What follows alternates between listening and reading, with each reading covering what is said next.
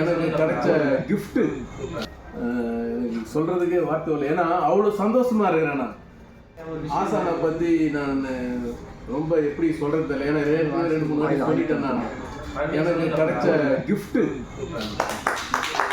ஆமாம், நான் நிறைய கிளாஸ் போயிருக்கேன், நிறைய ஆசானை பார்த்துருக்கிறேன். அதாவது ஹீலிங்கில் நான் 2-3 ஆசானை பார்த்துருக்கிறேன். பாத சிகிச்சையில் ஒரு 2 பேரை பார்த்துருக்கிறேன். மெடிடேஷனில் ஒரு 2 பேரை பார்த்துருக்கிறேன். ஆன்லைன் கிளாஸு ஹீலர் பாஸ்கர் அவர்கிட்டலாம் நான் ப்ராக்டிஸ் கற்றுருக்கேன், எல்லாமே பண்ணியிருக்கேன். அப்புறம் இந்த சிங்கப்பூரில் ஒருத்தர் வருவார், அவர்கிட்டையும் கற்றுட்டுருக்கேன். எல்லார்கிட்டையுமே கற்றுக்கணும் அப்படின்னா ஹீலர் பாஸ்கர்கிட்ட கிட்ட போக முடியாது. நான் கற்றுக்கின சில ஆசானிகிட்டலாம் கிட்ட போக முடியாது. அவங்க நம்ம எதாவது சொல்லணும், அவங்க போய் அவங்க சொல்லுவாங்க. ஆனால் எனக்கு 2 குரு, அதுலேயும் 2 குரு ஹீலிங் கற்றுக் கொடுத்த குரு ஒருத்தர் நம்ம இருக்கார்.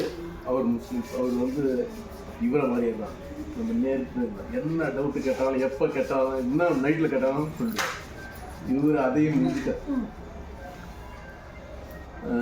எனக்கு சொல்கிறதுக்கே வார்த்தை இல்லை. ஏன்னா அவ்வளோ சந்தோஷமாக இருக்கிறேன். நான் இது தொடர்ந்து இவர் கூட நான் பயணிக்கிறேன்.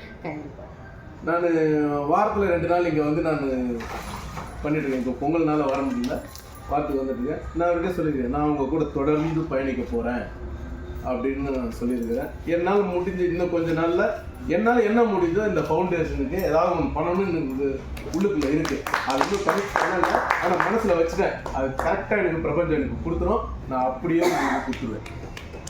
எனக்கும் நானும் அதில் ஒரு கல் வச்சிருக்கிறேன்.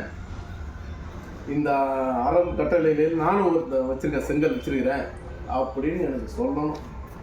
அதில் நான் கூட இருக்கணும். ரொம்ப சந்தோஷமாக இருக்குது. நான் தொடர்ந்து கூட வரணும்.